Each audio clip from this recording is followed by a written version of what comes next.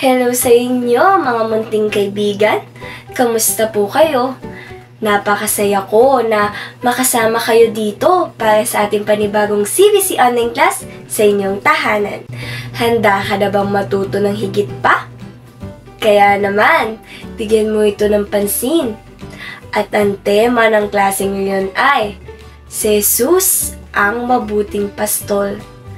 Lahat ng natutunan natin sa mga nagdaang klase ay nakatulong sa atin upang maunawaan at mas makilala pa natin ang ating Diyos. Tama po ba?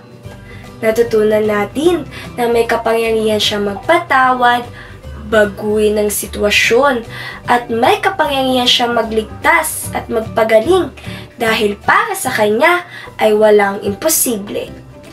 Paparangalan niya tayo kapag taus-puso tayong pinaparangalan siya sa ating buhay sa pamamagitan ng paggawa ng kung ano ang nagpapasaya sa Kanya. Mga bata, alam mo ba na ang tupa ay isang napakamasunurin at napaka-inosenteng maliit na hayop? Kaya naman, kailangan niya magkaroon ng pastol na mag-aalaga sa kanya. Dahil kung wala, ay maaari siyang maligaw. O kaya naman mabuhol siya sa mga bakod at marami pang ibang pwedeng mangyari sa kanya.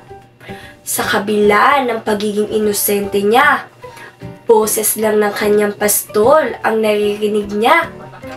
Tara, panoorin natin ang video na ito para mas maunawaan pa ang patungkol sa mga tupa.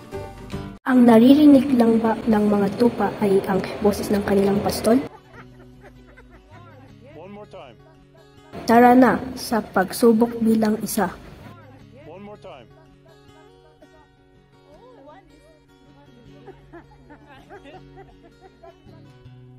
Pangalawang pagsubok.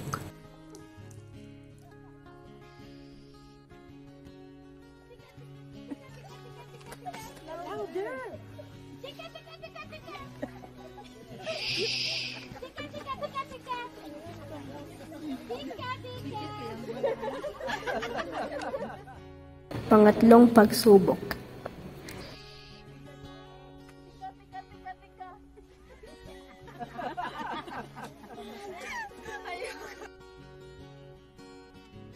Ngayon, magpunta tayo sa pastol ng tupa.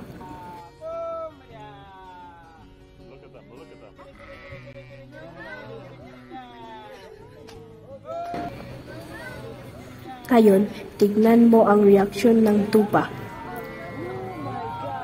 Nakita mo ba? Ang sinusunod lamang nila ay ang boses ng kanilang pastol. Oh my God, this is amazing!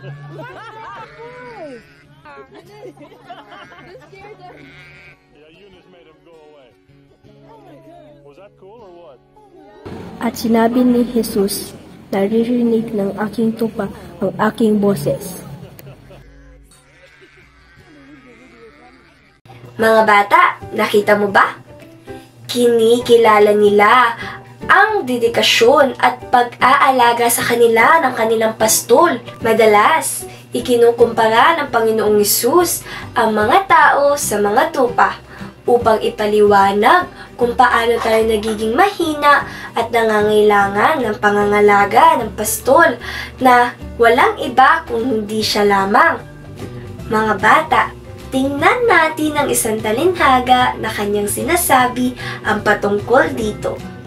Ito ay nakasulat sa aklat ng Lucas, chapter 15. Ang isang pastol ay mayroong 100 tupa. Inaalagaan niya ito ng gusto. Hinahanap niya ang pinakaberdeng pastulan at ang pinakasariwang tubig para sa kanyang mga tupa. Pagsapit ng gabi, ligtas niyang ibinabalik ang mga ito sa isang playpen at doon ay bibilangin niya pa isa-isa kung wala ba talagang nawawala. Minsan, pinilang ng pastol ang kanyang mga tupa at mayroon lang siyang 99. Oh no! Sobrang takot niya! Nasaan kaya ang nawawalang tupa? Ang pastol ay hindi nag-aalala sa anumang panganib dahil kailangan niyang mahanap ang kanyang nawawalang tupa. Kaya, tinawag niya ang tupa at nagpatuloy na tinatawag pa. Hinanap niya ito sa mga bato at sa kahit saan mang lugar. Pero, biglang may narinig ang tupa na napakahinang ingay. Agad-agad siyang tumakbo sa lugar na nanggagaling ang boses na iyon at napakasaya niya. Naroon ang kanyang minamahal na tupa, pagod na pagod at takot na takot at nasa panganib.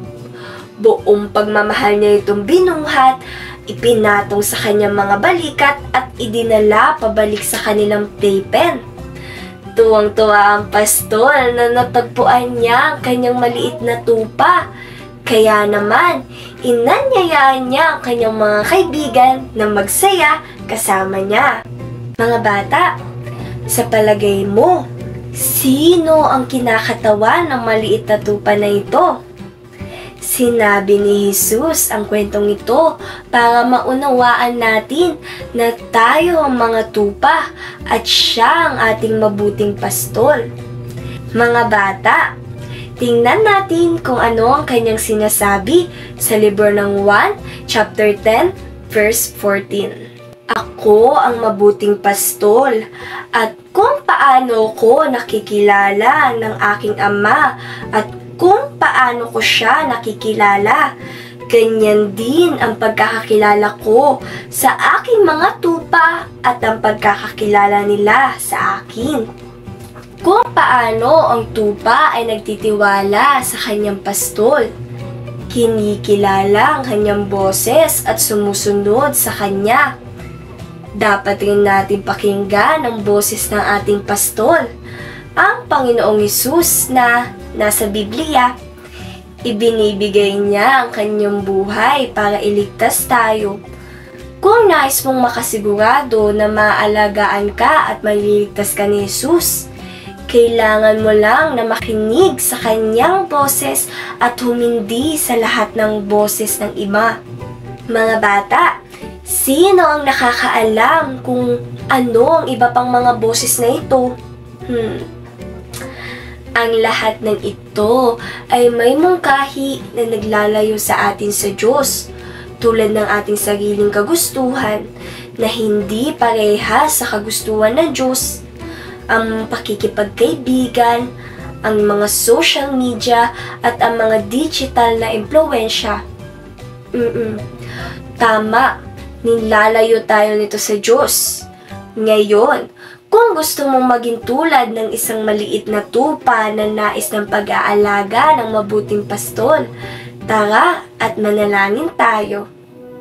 Ikit ninyo ang inyong mga mata at ilagay ninyo ang inyong kamay sa inyong mga puso.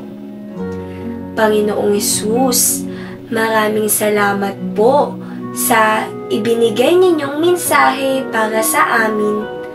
Totoo po na kayo ay isang mabuting pastol dahil handa ninyong ilaan ang inyong buhay para sa aming lahat.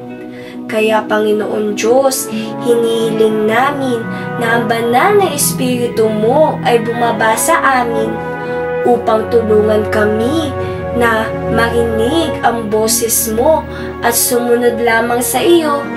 Dahil alam namin na kaya mo kaming alagaan, ingatan at mahalin. Kaya Panginoon Diyos, ito ang aming panalangin sa pangalan ni Kristo Jesus. Amen. Ngayon naman, sa inyong tahanan, kumuha ng isang papel at iguhit o isulat ang lahat ng paghihindian ninyo upang mapakinggan ninyo lamang ang boses ng mabuting pastol. At hihilingin nyo sa inyong panalangin sa linggong ito na tulungan ka ni Jesus na masunod mo ang boses niya. Kaninong boses niya ang ating susundin, mga kaibigan?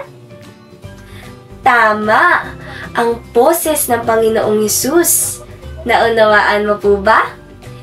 Dito na natatapos ang ating klase ngayon. Pero hihintayin kita sa ating susunod na CBC online class sa inyong tahanan. Pagpalain kayong lahat ng Diyos at hanggang sa muli mga bata, paalam!